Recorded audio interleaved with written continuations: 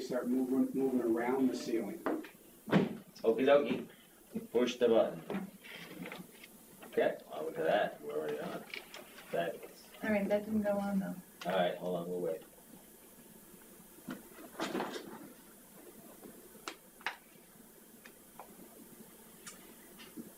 you think that's a plug?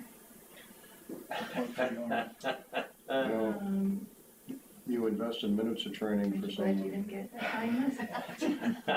Minutes of training. Yeah, that's the only button I ever pushed and it worked last time. No, that's all you can do. There's no other buttons, that's all you can push. All right, thank you. All right, well, good evening, everyone. This is Thursday, October 10th, 2019. This is the Board of Selectmen meeting. First up, we have a couple of events and things to approve. First is the Greg Hill Foundation Jingle All the Way 5K on December 7th, 2019. We have a gentleman here. Yes, how's it going? I'm Good. Chris from the Greg Hill Foundation. Come on down. We don't Have a bite, seat. All right, at least not yet. Yeah. Evening's early. How are you? I'm good. Pleasure. Nice to meet you. Nice to meet you. Chris, hi. Nice to meet you. Okay, so what's up? So we're hoping to host a road race. It'll be the 6th year of the race. Okay. In the past, it's been at Battle Road Brew House in Maynard. But we're looking to move it to Neshoba Winery. The date will be December 7th. Race will start at 10 a.m. Start and end at Neshoba Winery, and it's a 5K road race. Okay. Can you tell us about the Greg Hill Foundation? Sure. So Greg is the morning host on WEEI, 6 to 10. He started the foundation 10 years ago when he was with WAAF because he kept getting requests from his listeners to donate to people who experienced some sort of tragedy. An example would be a car crash or their house burned down. So he started the foundation 10 years ago with the mission to get money into people's hands within 24 hours of experiencing that tragedy, no questions asked. So we don't care what the money's used for, it's just to get them back up on their feet and to move on with their life. Great. I'm assuming you've talked to the chief. It's been approved by the chief. No, I think it's fine. I'm fine with it. Me too. Okay. Sounds good. Motion to approve. I move that we approve the Greg Hill Foundation Jingle All the Way 5K on December 7th. Second. All those in favor signify by saying aye. Aye. Thank you very much. Thank you guys. Next up is a request for a one-day liquor license, Saturday, October 26th, for the Taste of the Maize event on October 26th at Shartner Farms. Eric, come on down. How are you this evening? Good, how are you doing? Doing all right. Yeah. Good to see you. Just got your shirt on for the cameras. It's a little free advertisement. There you go. The 10 million viewers, right? Yeah, Locally and around the world. high definition. So this is our 7th one. It should have been our 9th, but last year we had the nor'easter. So we had to cancel, and a few years ago we had a snowstorm, so we had to cancel that. Yeah. But, so far, the 6 that we've hosted have gone without a hitch and no issues, no problems. Okay. So we're looking, the event's really 10:30 to 4:30, but to cover ourselves, we went 10 to 5 with the liquor license. Okay. Or I'm sorry, the beer and wine license. Yeah. And I'm sure you've talked to Chief Nelson about it and stuff. I haven't, this is the 7th time. Usually the fire, I talk with the fire department. Okay. Usually it's the fire department. Okay, that, cool. All right. No, I Comes mean, up and does a quick inspection and yep. Cool. make sure we're up to snuff. Cool. No, that's fine. I'm fine with it. Don't have any Fine with questions. Yep, sounds good. All right. We'll make a motion to approve a one-day liquor license Saturday, October 26th for the Taste of the Maize event at Shartner Farm. Second? All those in favor signify by saying aye. Aye. Thanks, Eric. Thank you very Good much. luck. Good weather. We'll pray for good weather this year. All right, next up is a school committee update. Superintendent of Neshoba Regional School District, Brooke Clenchey, and school committee member, Mary McCarthy. Good evening. Good evening. How are you tonight? Thank you. Nice to see you all. Thank you so much. Jonathan, nice to see you. You too. And I said hi to everybody, but Whoop, whoop. I was thinking, I don't know if I can be quite as quick as the others were, so I may take a little longer on this. So thank you so much for inviting us. We really appreciate that. We've had a great start to the year. I think that you wanted to hear about a couple of different things. We'll talk about kind of where we're headed for the year.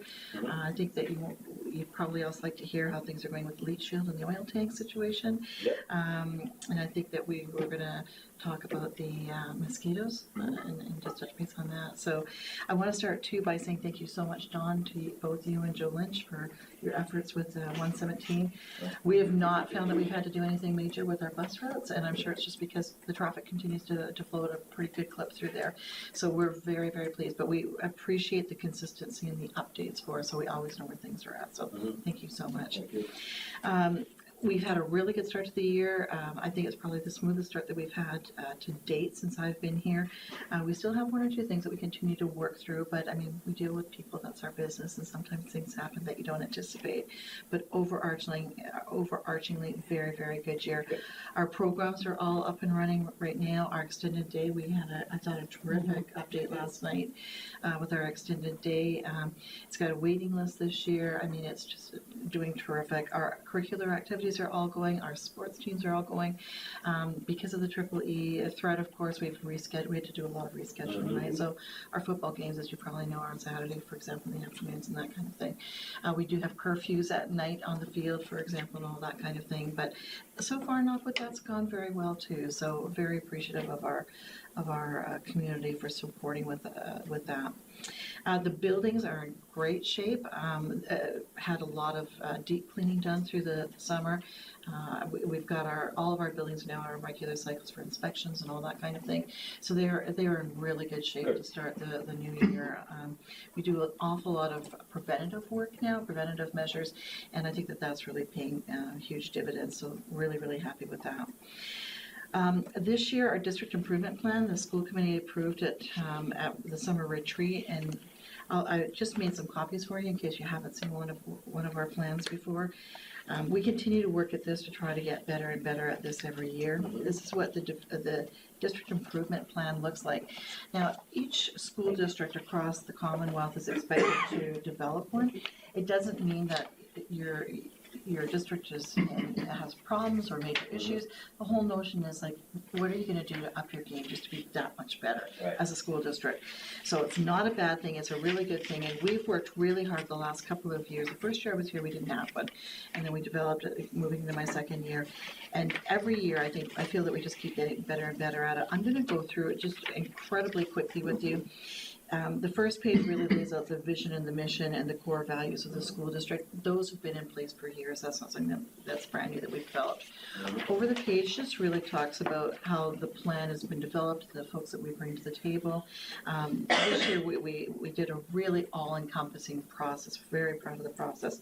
And you can see that that's identified down below as well. There are generally 4 primary goals, and the goals you'll see on the left side over, the first one is a big one for us this year, which is a social and emotional focus for our district and how that ties in with our academics. And again, I think last night at the school committee, for example, you heard extended day talk with a social emotional learning focus. You know, we had a report out from our high school guidance department, and the focus was on social emotional. So you can see it literally interweaving. This year our focus is primarily on helping to support our staff with professional development and offering different strategies to start to implement in the classroom. But next year there will be a much deeper focus to see it try to get further embedded into the organization to become much more institutionalized. So if I could just add Yes, please one do. point, social emotional learning is not extraneous, it's not separate from academics. And in this district, looking for excellence in academics means focusing on the whole child, and the social and emotional components are part of the academics. So it's not something separate, it's something integrated. And I have many years of experience in education. I was counting them up, and you know, so it's less than 50, more than 40. And I did a lot of work with social and emotional learning, and it's such a privilege to be here in the Neshoba Regional School District, working with Brooke, and see that the district has this as goal number 1. And so for our students' sake, this is paramount. And I totally agree with the whole emphasis on professional development for the faculty first, so that teachers feel really comfortable with this. And, but it's being integrated because teachers are so smart. And when they see something that really works and going to help them with their students, they adapt it. And so this is exciting. It's exciting work for us, Good. for sure, thank you. Going over to goal 2, that's really talking about learning environments and structures. And you can see that every one of these has the actions, the expected benchmarks that are there. So you can see that there's a pattern that follows each one of these. So again, I'm not going to go through all of this, but for example, like our libraries, we did a major renovation over at Mary Rollins, for example, it's our Burbank area this year, and at Hale, and just taking a look at revamping the library space, because libraries now, as we know, are very different than libraries, say, when I went to school, and what does that look like? So, so we're doing a lot of that kind of really good work, so I'm thrilled with that. Goal 3 is with regards to empowering learning opportunities for both staff and students. And again, I won't bore you with all the details, but this is more about making sure that our curriculums are aligned. We've got new curriculum that's come out for social studies that we're doing a lot of work with. We continue to do a lot of work with our science as well. Our history, civics, you're going to see a real push on civics now coming through, particularly at the grade 8 level. That's very exciting. So that's all what's in this particular goal here for goal I 3. think it's great that civics is coming. It is, it's really exciting, and some good high school stuff too that you'll see coming along the way. And goal 4 is basically, it continues to work along the lines of literacy. And we've had that as a real initiative for the last couple of years. We're in year 5 now of the elementary literacy program. You're going to see that build now. The Readers and Writers Workshop, which I know you're familiar with as well, is going to be growing into the middle school level, so we're very excited about that. What I didn't highlight in here, but it is every bit as important, and it really falls under goal number 2, is the safety component of our work. And that continues to drive a lot of our efforts. We did some good work this summer. Our staff are now all trained in ALICE.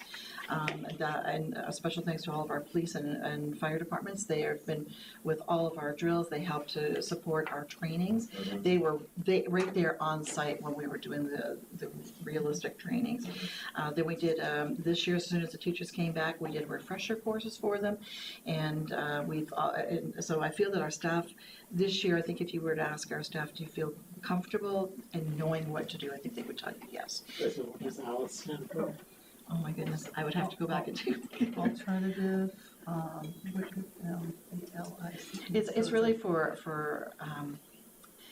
someone who's coming into a building in some form or another, right? It's a So strategy it's a for dealing strategy. with active shooters. It is. It is, yeah. We don't like to really stress the shooter part, but it's more about somebody who's coming in and to do harm in some way or another. And what are the ways that we can deal with them, that teachers can help to support, and what do you do in the classroom, what do you do with the students. Last year we also did some special training with our high school students, separate. We didn't do the same thing with our elementary and middle, but our high school students, we felt we could do some things with them. And Waltham did a really nice job of creating a video, and we used that particular video. The students themselves created the video, and we used that video to help train our kids. And then we brought them in 2 large groupings to apprise them, and they've just done a really good job. We did the high school drill actually the other day, and I think they were able to completely evacuate and get back inside. I think it's less than 20 minutes. So they did a really good job with it. So it's very different than the fire drills. Yes. Very, very different. So, and you're looking more at reunification sites now, and it's a very different process. So. It's empowering too for teachers, because teachers will be able to, based on the data that they receive, the information they receive, make decisions for themselves and for their students, and high school students being trained in that too. And so we know that this is, it's a safety measure for everyone, and it's not easy, but it really is necessary. I would agree with empowering too. It was interesting. Our police were so good about helping our teachers be creative, whether it was with their shoes, for example, how to jam doors, they gave them a lot of tricks that otherwise you might not think of, So it was really, really good. So that's kind of where the district improvement plan is. What's exciting for us this year going into it is that now all of our plans are aligned. And this is the first time since I've been here where we can say, yes, our school improvement plans are going to align with the district improvement plans. My goals are all aligned basically with that as well. So you can see that the whole district is moving one way, and that is super exciting. So, so I won't go into details about my goals, but certainly if you, the only one I would talk about, and I was thinking Mr. Skansky of you, but my second professional practice school, we're actually going to take a little look at starting to think deeper on the potential of a new building, what that looks like, and particularly teaching and learning space. And so we're bringing in somebody who will help to facilitate that, and we're really excited about that work. We've had the first couple of meetings, we've got a general timeline laid out, we've had communication with Mass School Building Authority on this. We're hoping that we will get queued up at some point, some December. I don't know whether it'll be this December, next December, I don't know. But I think that one of the things that has become very apparent to me in some of the sessions I've attended is that people feel that after the building is built, they're saying, we didn't have enough time to think about it. Because once you get queued up, it starts to move along, right?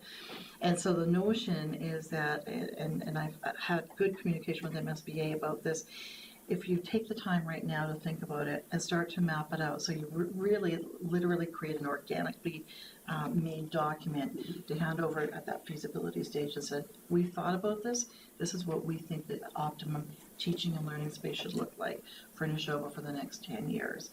And so that's good work that we're just about to start with. Good. The facilitator that we're bringing in is Dr. Jake Foster. He's fabulous. He's well respected across the state and across the country, very well connected, particularly in the world of science and technology, mathematics. So I'm super excited to bring him on board. But he has had a lot to do as well with our ELA and social science work in the state as well. So he's widely regarded. So we're excited about that. So the school district did submit a statement of We interest to Another one. MSBA this year. Okay. Another one, yes, we did. Okay. And I hope that they continue to allow us to do that every year until we get that phone call in some December saying, yes, you're queued up. Okay. So, But they had no recommendations. What they said to you was resubmit, basically, Right. again. Yeah. Because they had somebody They snap. didn't have there were no defects No, in the last right. application. just- no, that was just amazing. resubmit it. Yes. Yeah. That's Yeah. very encouraging. That was so, and reaffirming for those of us who spent so much time in preparing that 62-page document to be submitted, to have them come and say, you can just turn around and resubmit it exactly as you did. Good. Very reaffirming, yeah. Switching gears a little bit, leach field is finished and fully operational right now. The only real glitch we had was when they first started to dig, they uncovered an old rubbish site at the very top, where the top tennis courts are, and off to the side towards the tree line. When they started to dig through, it was clear that at some point in time, some construction had happened, and they must have just dug a big hole and put everything in it and covered it back up. And then when we went to do the leach field and uncovered the first 20 buckets were all of this stuff coming forward. So we were very fortunate to be able to just kind of cover it all back up, move the leach field, I think about 15 feet away, and then we missed it. So that was the biggest thing that we problem. So that was a pretty smooth project. Oil tank, the new tank area has its pad of concrete now poured, and all of the electricity that we have been charged to map out and do is now complete, so we're really ready for that tank to come in. A temporary tank is in place. It is heating the school right now, so it's not cold in there. But we don't have a final time frame for the new tank to come in, but we're expecting it well before Thanksgiving, so pretty much any time now. How many gallons is it? I better not say. I was going to say 21,000. I'm not sure. Yeah, I don't, please don't hold me that. I do want to just say a special thank you to all of our Board of Selectmen for your support with these projects, to our town administrators for helping to guide these projects with us. Just so appreciative, so thank you very, very much for that. The other thing I wanted to mention before we go into discussion of future strategies for mosquitoes and such, the stabilization fund, you'll recall that the stabilization to start to amass some funds for free full-day K that came before our town meeting. And you'll recall that we had said that we wanted to do a stabilization fund, but that we needed to garner a waiver from the commissioner on that. We got that waiver very quickly, so I just want you to know, and everyone out there to know that that happened very quickly. And so we were able to use that for exactly what we had intended to use it for. So that's a broad overview. Great. So I'm not sure if there's anything else, Don, that you want to touch base on? Maybe before we get into the strategy for mosquito spraying, which may tie into the next agenda item a bit, I don't know.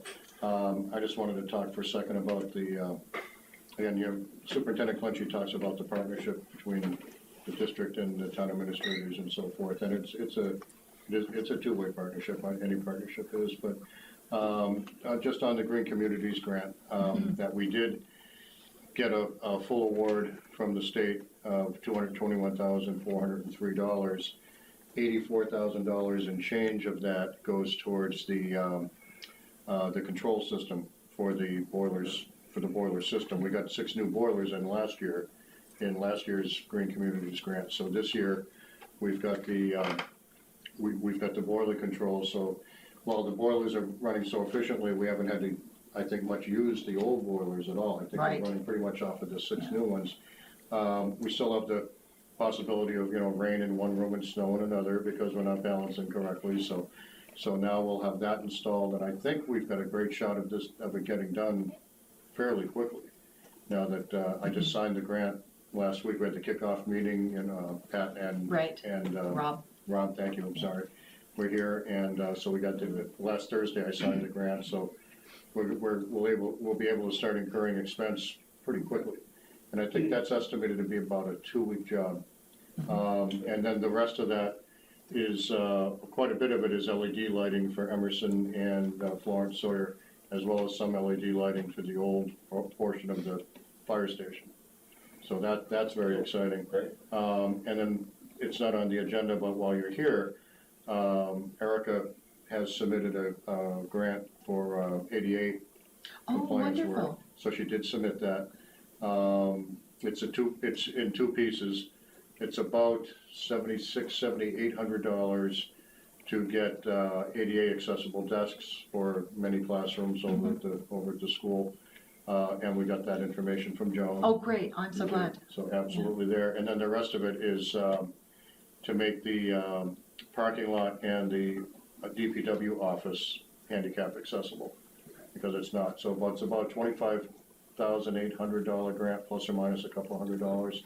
But the school's a good portion of that too.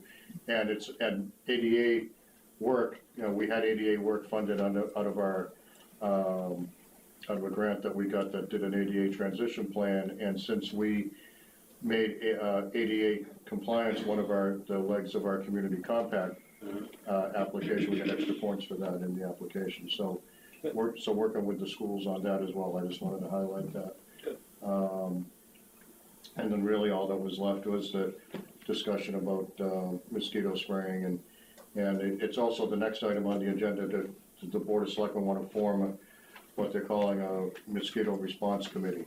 So then I think you talked about how you came to the decision point you did this year, and then when we get to the committee, whether or not the school would like to have a role in that committee going forward. So first of all, yes. So I don't think we need much discussion to that end. Yes, we would like to very much. So, I think that we're charged with protecting our children, right? And this is a piece of it. And as you started to see it getting closer and closer, for us, we were looking over that way, and we could kind of see it coming in. We didn't have as much problem at Lancaster, but from that neck of the woods over, it was starting to get bad. And then you picked up a couple of mosquitoes here, and it was like, we need to do something. So we actually, we had a company that we utilized that used basically like an all-natural product, and that's what we looked for. That's what we were looking for. And then we brought them in and had them spray all the tree lines, and we did 2 applications. You did the first, and then you waited, I want to say 14 days or something like that, and you go back and do the second application. Before we did the spraying, we contacted our town administrators, we were fortunate in Stowe because we had to meet with regards to water over there, so we said, let's talk mosquitoes too, with our health partners over there, the Board of Health. So we talked about mosquitoes as well, and they said, we really would like you to go ahead and do this. We had the same kind of similar discussion with Lancaster. Actually went and met specifically with their Board of Health as well. And so I think it was more a partnership, all coming together and say, this is what we would like to do. Is everybody on board if we do this? And then when everybody said yes, it was fine, then that's when we went forward and did the spraying. Okay. So Good. we didn't. I would tell you too, in terms of parent feedback and such, it was very positive. We had one person that said, can we see the chemicals that are utilized or whatever? We sent that out right away, and somebody else asked one other question, and that was it. Everybody else, for the most part, it was always really positive. Just really glad that you made this decision to do this type of thing. So, Excellent.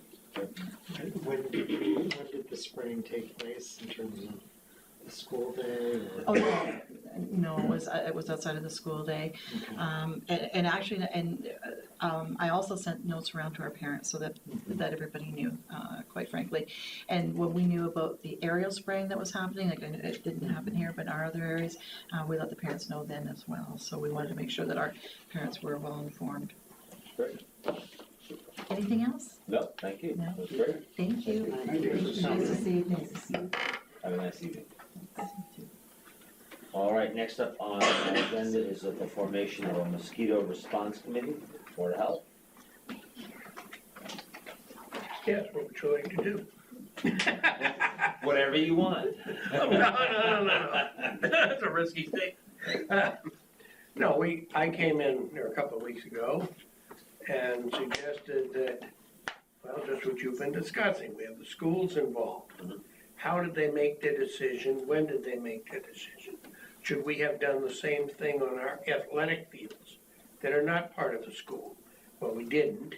We did it later and back and forthing and that. We just wanted, and from Lady's description, most people were satisfied that the makeup of the spray was acceptable. Well, that's a big head start, because usually when we brought up this subject in the past, well, what's the spray? What's the concentration? I read that. And it gets to be a real pull and haul, so we've really got to get everybody on one level. And, I mean, this lady made the decision when she saw the coming closer to do it. Okay, or do we wait for the state to tell us to do it? And in which case, who makes that decision? But I would like to see it sort of for everything at once, not the schools doing it once. Sure. And then we do it later. So it's pretty much making up a committee with all the people that are involved while we don't have a crisis. And if need be, go to town meeting and explain it. I don't know if we have to or not. I'll leave that up to you. It's your warrant. And so I've just felt we should get together with a small group of the school, conservation, health, selectmen. I don't know who else should be involved. I would say the DPW Okay, and possibly the police department, but What about Parks and Rec? yes, yeah, Parks and Rec would be a good idea too. yeah. I think it should also be advertised to members of the public who are interested in this issue. Certainly. I'm Scott Powell. I'm also a member of the Board of Health. And I guess as I look at this, it's been brought before the town 3 or 4 times. I believe the Mass Mosquito Program or Central Mass. Central Mass Mosquito. And I just wonder, the town has decided not to partake in a proactive program such as that. One of the concerns was spraying, but I think one of the things that the committee should consider is, why shouldn't we do this as part of that program? Why shouldn't we be more proactive as opposed to just spraying when it's absolutely a crisis? But that has to be proposed to the town. it's probably a more effective way, cost-effective way to get spraying, if it's absolutely necessary. Well, I think one of the things Chris brought up last time he was here was that there might be other solutions also. Mhm. And when the proposal to go with the mosquito district was brought before the town, it was this or nothing. So if this group turns around and says, well, here's the different stages, here's the different things we can do, here's are the various complementary parts of this program, of which those offered by the mosquito district are just one of them, that might be more palatable and acceptable to a broader range of people. I think the other, if I recall the conversation directly, a lot of the issue was they were going to come and spray when they felt like coming and spraying. Whereas this group would have more say and control over the timing of any events, any mosquito prevention events in town. But my recollection was most of the concern was really environmental, and Right. many people wanting absolutely no spraying under any circumstances. And that's an education process that was basically not started until it was, till the night of town meeting. Mhm. I think the fact that the school district was able to find a product or a group that uses a product that's all natural, I think may help assuage some concerns as well. I'd agree. But I think if the selectmen tonight at a minimum can vote on which functions should make up the committee, and as Jonathan said, people from the public, if it would be 1 seat, 2 seats, or maybe, and the overall charge for the committee, and then the committee could have a couple of meetings and report back on progress and see if the selectmen are, comfortable with the direction that the committee's heading in, and sort of have an iterative process. That way, that could be helpful. Okay. One of the other issues that has come up is the coordination with what the state is doing, and what sort of communication should take place to the broader community, whether we're doing the spraying or the state's doing the spraying. That really should be considered.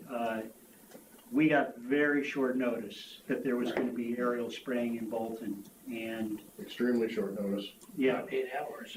And on that short notice, I'll be pretty close with the timelines. We were notified by the state, probably around noon on whatever day it was. It was already out on television before we were notified. We were notified by the state around noon, and we had an update out to the public about 1:30. So it took us about 90 minutes because we need to understand what we're getting before we turn around and send it back out, vet it, make sure that, there are no holes in it or anything like that. So, but you're right, anything we can do, if we can establish a focal point with the state, where they will be contacting us before or at least while they're contacting TV stations, that would be helpful. yeah. It would also be a waste of money if we were to do some spraying and then have them come and the next night Right. overspray with aerial spray, so. Right, so I think a lot of what this committee should do is look at the alternatives and see what complements what, and what's the primary, what are the primary things that Bolton should do? Are there components that the mosquito district should do? Does the state only come in the event of a dire emergency, or do they have some continual role in this? Those are all things that this committee would have to investigate. Mhm. And you're gonna have to break it into pieces, because you can't decide all that stuff at once. So is the Board of Health going to write a charge? Well, I was thinking the selectmen could give the overall kind of general charge, and then it could be refined, by the committee, or, kind of not updated, maybe expanded by the committee. But it's the Board of Selectmen is forming the committee, so I think the committee would find it helpful if the Board of Selectmen gave an overall charge. Can we call it the mosquito SWAT team or something? We could do that. That would put a buzz in the air. I told you politics around here wasn't easy. So I guess I will start by making a motion to establish a mosquito response committee that is charged with investigating preventative and reactive protocols for dealing with diseases transmitted by mosquitoes. For the second, Second? all those in favor signify by saying aye. Aye. And then the makeup of the committee, what would the board like to see? I'd like to see 2 citizens, 2 positions if they're, volunteers for that. Well, we should have someone from the district, someone from the DPW, obviously the Board of Health, yourself, perhaps a Board of Selectmen representative, Conservation Commission. Conservation Commission. Parks and Rec. How many seats does that give us, Jenny? Someone from the district, DPW, Conservation, Parks and Rec, Board of Health. Sorry, I'm still typing. Town Administrator. Did I miss anyone? District, DPW, Conservation, Parks and Rec, Board of Health, Town Administrator? Stan said And then also a 2. selectman seat. Did you say public safety? We did not.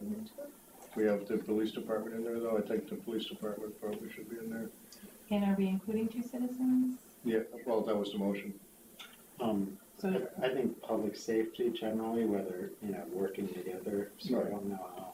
Yeah, we could say public safety in general. It could be fire department, could be police department, but one public safety seat. okay, but and then the number you want from me, do you want me to include the 2 citizens also? Sure. Yep. Okay, I think it's 8 or 9 now, but, it is 9. okay. Oh, that's good. It's an odd number, which is always good for a committee. Yeah. Except for advisory, which should always be. 7, Yep. 9. Kyer, supermajority.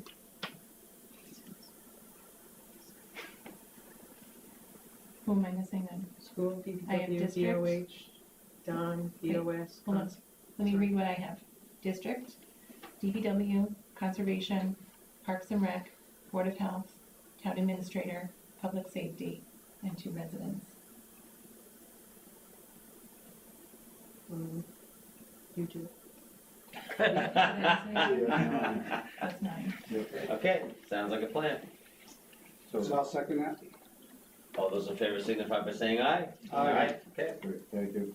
So we'll advertise for that, for the 2 citizens at large seats as soon as possible.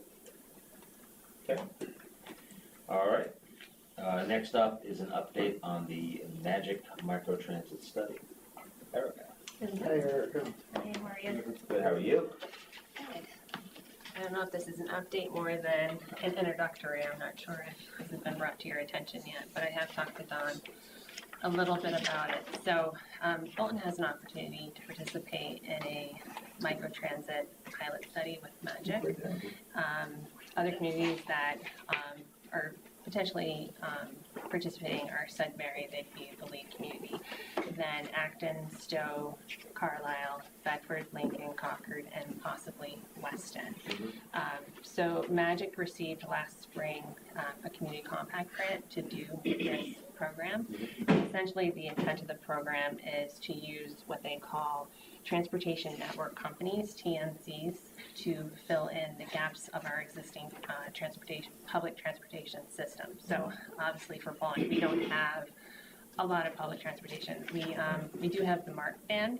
I have talked to Heather Goodstill and a little bit to Penny about this. So the idea would be to either supplement that and to provide services on off hours or the weekend. So when I say, transportation network companies, we're talking about companies like Uber and Lyft.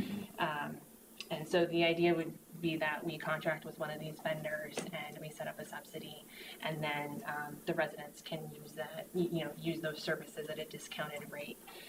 So the residents that we would be targeting would be sort of, it could vary, and it really, those are the kind of the details that we can make the determination on, but it would be seniors, residents with disabilities, and possibly veterans. So, as part of that program, they are looking to hire a program manager, so there shouldn't be a huge heavy lift for the town to participate. The project manager will obviously oversee everything. They'll help establish and set up the contracts and work with the vendors, and then collect the data and do the reporting. There will probably be some effort needed by obviously myself, and then Council on Aging, whether it be the director or whether it be Heather, to help the seniors first off understand the technology and be able to use it and set up their accounts and all of that. And then, so other communities, actually Carlisle is already doing this and they are seeing a benefit of it, but they all also understand that some of the seniors, even though you teach them, it's still a challenge. So they have a concierge service. Right. So that's something that, our Council on Aging might have to do as well. Okay. Super. Sounds good. And then obviously we would need to sign a IMA, and that's one of the big reasons why I'm here tonight, because I would need your approval. Okay. And so are all the other towns serving that same community, same users, senior citizens, veterans? That's the idea, disabled? right? It's Okay. supposed to be sort of these minority population that need the assistance. Okay. And it could even be someone that, is financially struggling, doesn't have a car. I don't Okay. necessarily see that being a need in town, but if there is, certainly we would want to fill it. If they have, a problem getting to work or getting to a doctor's appointment, really it's just providing, like I said, the gaps in our public transportation system and providing a service we're not providing right now. So the end goal is to collect this data and then see, what comes of it. If there's demand and if it's successful, then maybe the town would want to, after the grant money is gone, allocate a small fund to do this in the future. Okay. So Sounds good. that's it. Thank you very much. All right, Thank you. Yeah. Okay, thank you. Next up is a request by the Neshoba Youth Lacrosse League to place a shed on Tower Field. Jason Reese. Yep. How you guys doing tonight? Good, how are you? Good. I brought an expert with me today. How you doing, guys? I'm Chris Bethel. Nice to meet you. Good to see you again. See you. Good to see you. Okay. So as we had previously outlined and discussed last meeting, we got the go-ahead to do the renovations of the field as far as the leveling, et cetera, and do the fence. Chris has been a main driver behind this and also owns a construction firm. And one of the things that we had on the list originally was a shed that I was kind of letting go until maybe next year. It's something that's more important than I had anticipated, especially since we just had a goal stolen from the field last week. Which was reported. We reported it last Thursday. So, we've always kind of needed something there to keep tables for games, the goals, the little kid goals, in extra supplies, etc. Chris has offered to actually take on the build for that for the league, and so I figured he should be here to answer any questions about design, style, anything like that you have. He's the guy to talk to, not me. If it's a 10 by 10, does it need a building permit? I'm not sure about your time. Well, from Stowe, we need a permit for everything now. Yeah, under 10 by 12, we don't need a building Yeah, permit. it's under 120 square feet, it's okay. So, And you can put it, I think but the only thing is the setback from the wetlands in the back there. yeah, but you're gonna do footings. The reason I'm asking about whether or not you're gonna get a building permit is, without a building permit, you're gonna put footings under it and all that other stuff, so it doesn't sink and it'll be stable and. Oh, 100%, yeah. Okay. Yeah. Oh, yeah, no, it'll be done well. Frankly, I have no objection to doing a building permit. I wouldn't mind it at all. Right, so the other thing, so since I sent this out, our original plan was for a 10 by 10 shed. Yeah. Chris has suggested that, we gotta pull a permit anyway, therefore, well, in his mind, we have to pull a permit anyway. Might as well do something that's better gonna fit our needs, a little bit bigger, and make it a nice structure that, isn't an eyesore, isn't a Home Depot shed sitting out in the field. It would be a custom shedding, So the idea. how much bigger than 10 by 10? I was thinking 16 by 12, something like that, so you could have like a little bit of, you could do barn doors on the side, hide them I in the think back. with the goals and stuff like that, you're gonna need something bigger like that. Yeah, Yeah, that's so what for I'm storing by the for the winter, like we can fit them in a 10 by 10, it would be tight. Yeah. So something bigger, yes, especially with the larger goals that we're gonna store for the winter, it would be great to have something larger. And it'd be more flexible for future use as well, do you know what I mean? Right, the appropriate expanse or something like that, Exactly. that'd be fine. And for this type of project, you know, with a building permit, I mean, the fees are waived. We don't Yeah. charge it. Yeah. But it's building a structure on town land. Are there any issues with that? It's basically a permanent structure if you're putting footings down. Well, it doesn't, so I don't have It's to, you gonna know, be I a could, concrete slab, right? well, Most sheds and barns are. I would like to pour a concrete slab, but at the same time, I don't have to, do you know what I mean? Like ultimately, I could make it so that, you know, so it could be like more like, I believe there's different, if you're gonna do pylons, if you're gonna do, we have to go by the building code in terms of the setbacks for a building itself, whereas sheds have different setback rules. Yeah. So, ultimately, if I were to do it, frankly, I'd like input from you guys as well as potentially the building department in terms of what they'd like to see for future use as well as flexibility. You know, I'm indifferent to whether you do a slab or whether you put some, you know, some of those Yeah, the shells. sonotubes. The sonotubes Yeah, down. yeah. Just as long as it's, gonna be stable and not subject to in contact with the groundwater. Yeah, I think the slab would be easier, frankly, just from the fact that sonotubes go down 4 feet and they're usually, it's not gonna have that kind of weight bearing. Okay. Yeah, so I just wonder about, you know, in the future, if there's no use for it, who's gonna take it down? I will, I'll sign on for that as well. I mean, honestly, this is something I'm willing to stand behind and, you know, the other thing is, this is something that I could, you know, hypothetically move in the future if needed to be as well, right? So, Fine.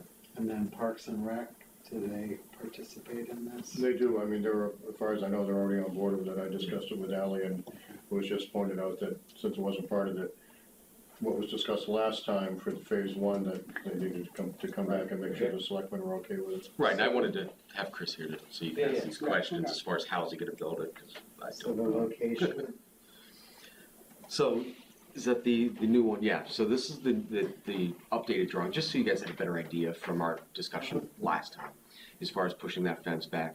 And it would probably be, Chris, up in this corner, would probably be the most likely spot for it, up in that right-hand corner, because if not, you get into the wetlands as you get back further.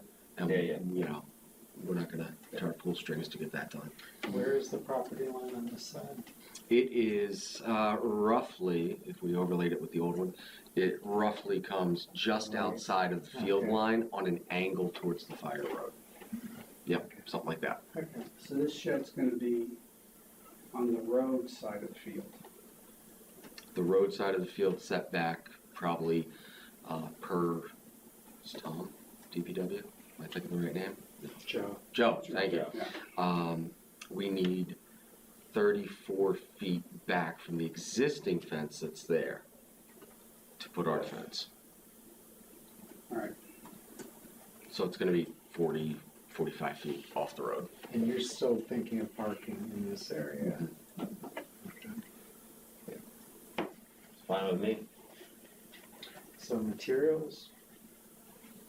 It's gonna be quarry board or? No, what I'd actually like to do it nice. I'd like to do like rough sawn pine with kind of like a weathering stain.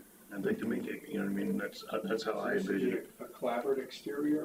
Vertical boards. I was thinking, you know, vertical boards, almost like barn boards you see. Barn boards, okay. Yeah, Board and batten? yeah, exactly. And then, Okay. but like rough sawn, weathering stain, so it'll look weathered at the window, but it'll also naturally weather as it goes. Okay.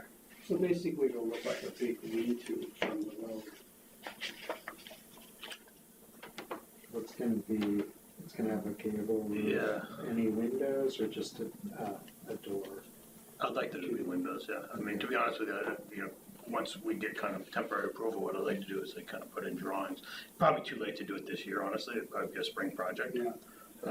So we have some time, but I just wanted to make sure it's something that was feasible. Okay, sounds good. Works for me. Okay. Love to see a drawing for the next. Yeah, absolutely. Do you guys want information on me or no? No? Okay. We know where to find him. Yeah, All right, great.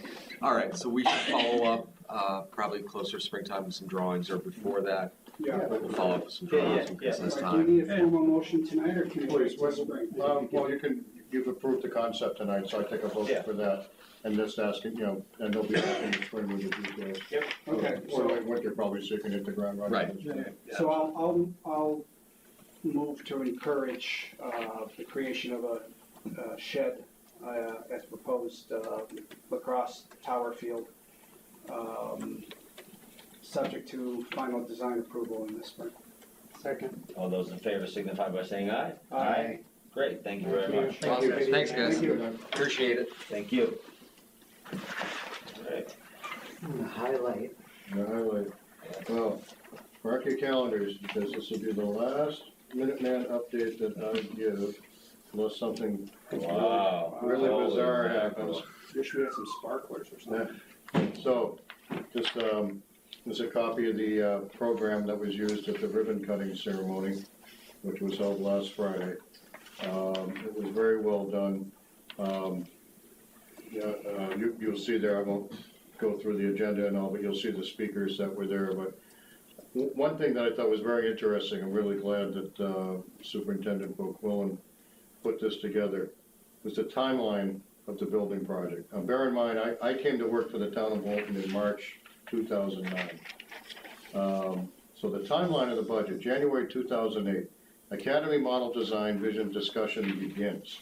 November 2008, Statement of Interest to Massachusetts School Building Authority submitted. Then the next major milestone isn't until September of 2011, almost 3 years later. Minuteman School Building Committee formed, that's when I got on it. November 2012, Owner's Project Manager hired, which was Skanska. February 2013, Regional Agreement Subcommittee formed, I was also on that.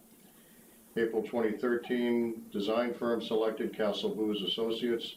October 2013, educational plan development work completed and approved by school committee. November 2013, preliminary design program application submitted to MSBA. Then again, August 2014, the feasibility study, including schematic design and final program. October 2015, academy development team formed. August 2015, project funding for construction of new school endorsed by MSBA. March of 2016, the new regional agreement was adopted by communities. It's hard to believe that was 3.5 years ago. September 2016, district-wide vote overwhelmingly approved funding for the project. Then February 2017, Gilbane Building Company selected to build the project. June 2017, groundbreaking ceremony took place. So from the groundbreaking ceremony to the school being open was a little over 2 years.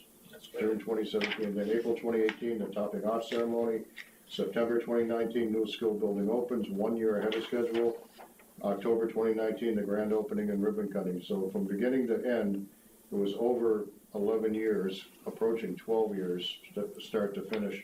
It was just an amazing project, and the design team, the management team that was put together for the construction was just top shelf. I can't say enough about them. That's great. And you were on the school building committee, Tom. I was on the school building committee from 2011 on, and I was on the regional agreement subcommittee, and after we finished that, I figured I was ready to do work in the Middle East, but, I'm not sure that I would accept that assignment, but,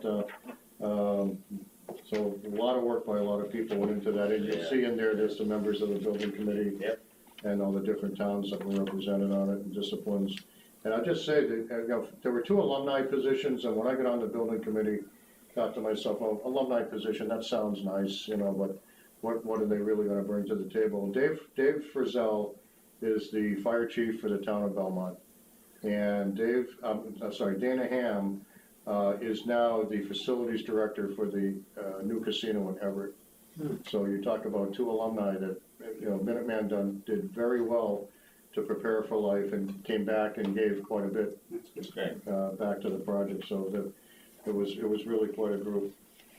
Update on the portico, whose timeline is starting to shadow Minuteman's.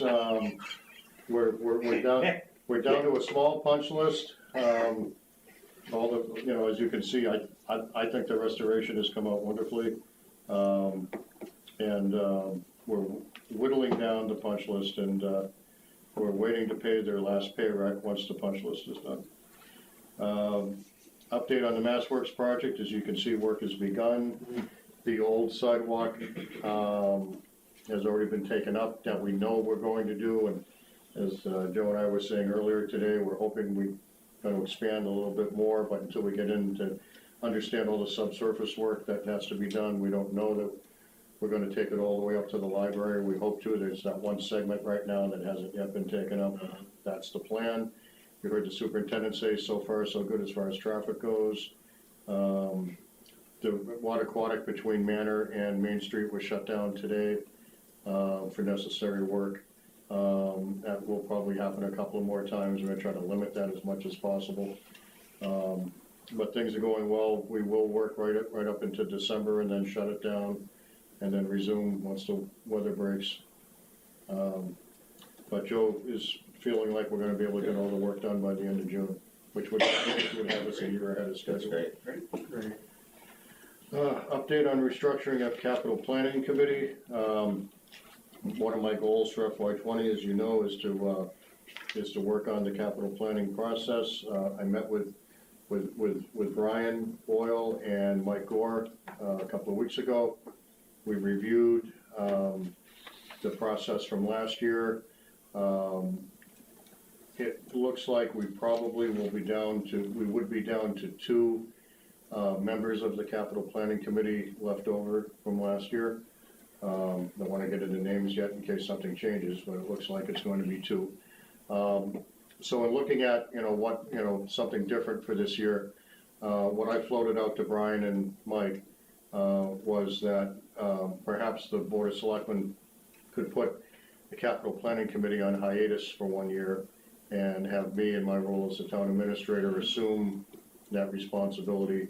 I would work directly with the department heads, as I do anyway, to establish first the needs within the priorities within the individual departments for capital, and then taking a step back and going and looking across the width of all of them and deciding, or recommending, not deciding, what the priorities are overall, and then working directly with advisory on that, having the department heads present at advisory as needed, but really being the person who's on the hook for delivering all the information to advisory.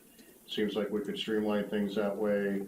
Then we would do a review after the year, see what worked, what didn't work, what tweaking we might do at that point, what the next steps would be for FY22. But it sounds odd to talk about already planning for FY21, but the budget message will be going out soon. I didn't write it yet, Brian, I'm sorry. But, as far as the budget message goes too, I'll put together a first draft. Advisory had offered a lot of input last year, and we've used virtually all of it. And so we probably won't be changing a lot in that area, but I'll get a first draft off to Brian, and take his edits, and then there'll be a joint budget message that goes out from the two of us. So, in a nutshell, and it would explain the new capital planning process. So, Brian, anything you'd like to add?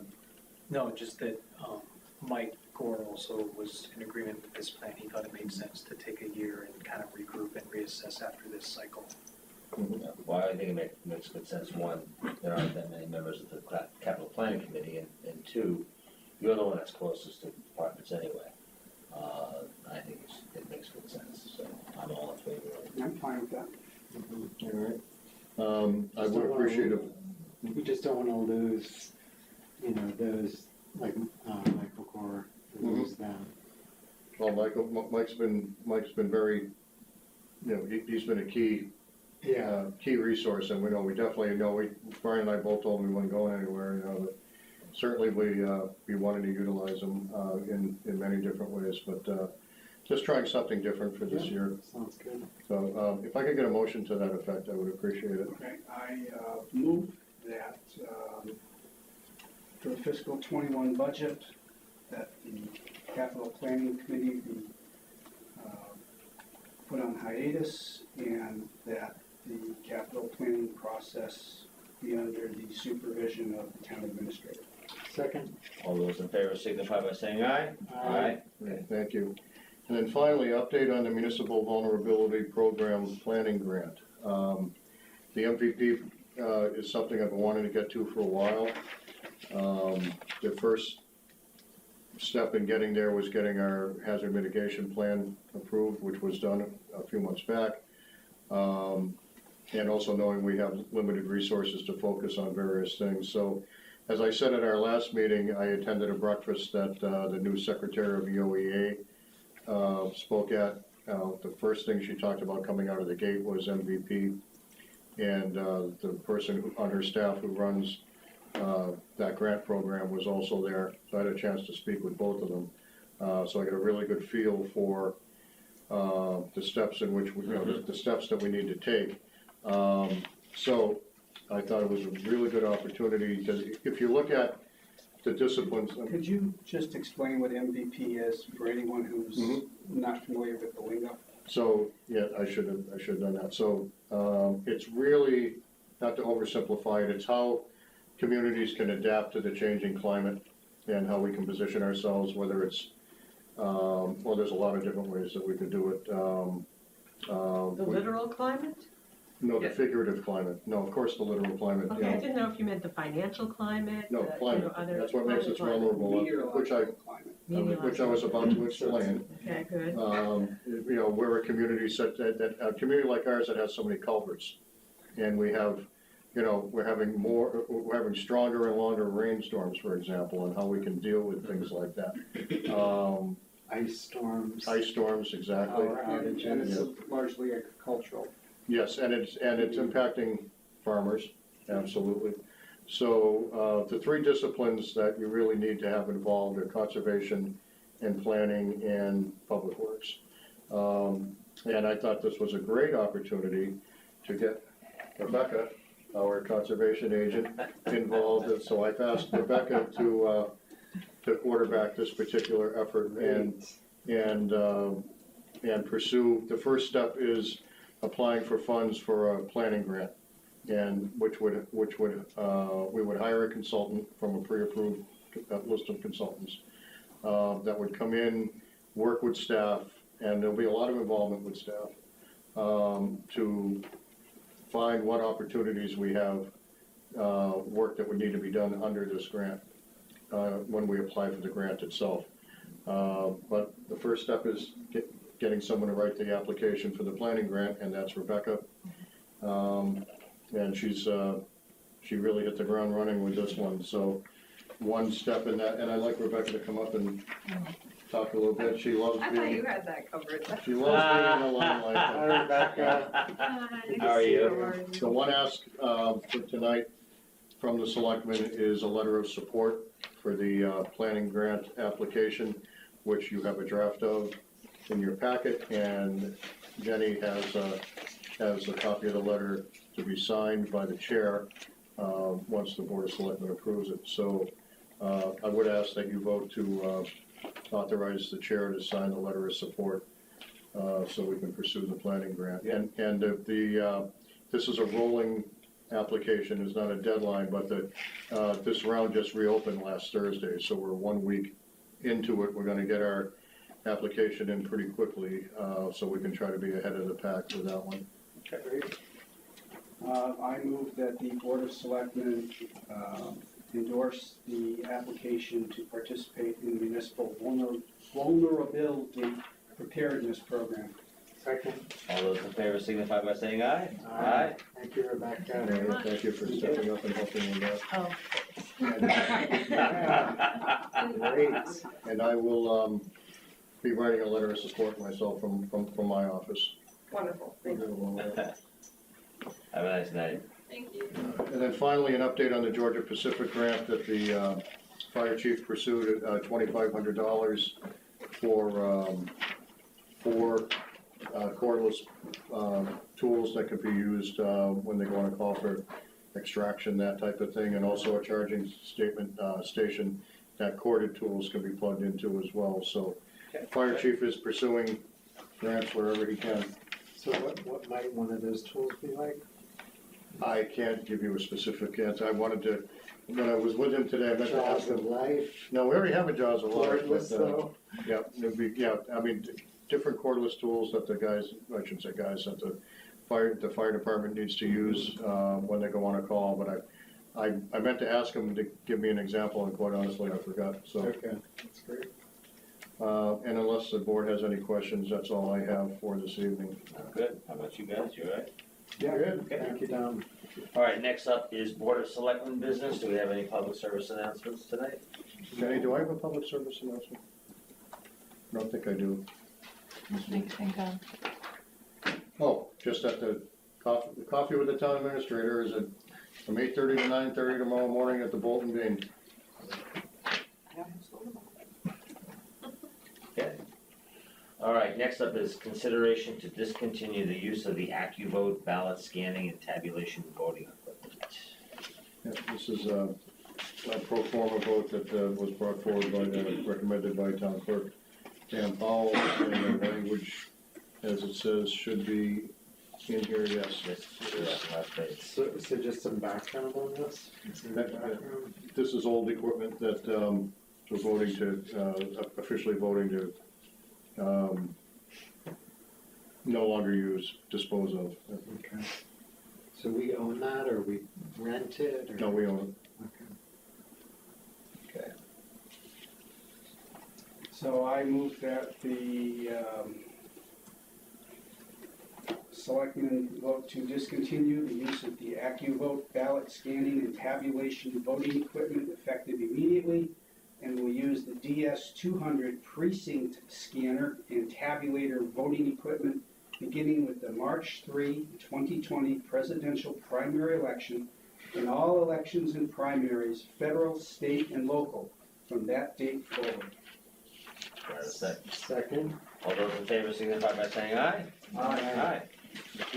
Well, it's coming up, It is, March 3rd.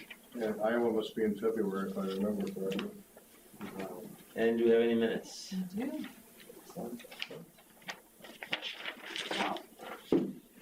We are making progress on our minutes.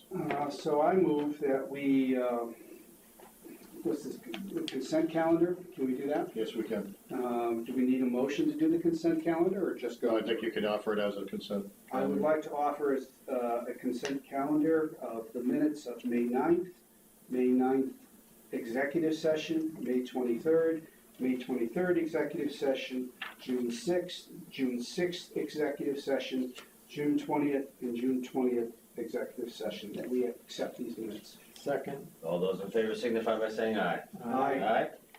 Next, I'm I'm sorry. sorry, I beg your pardon. Next is to approve the bills in the payroll warrant, W20-08 and W20-08A. So moved? Second? All those in favor signify by saying aye. And any other business, gentlemen? No. Okay, and we will not be going into executive session this evening, so I'll take a motion to adjourn. So moved? Second? All those in favor signify by saying aye. Aye. Thank you. So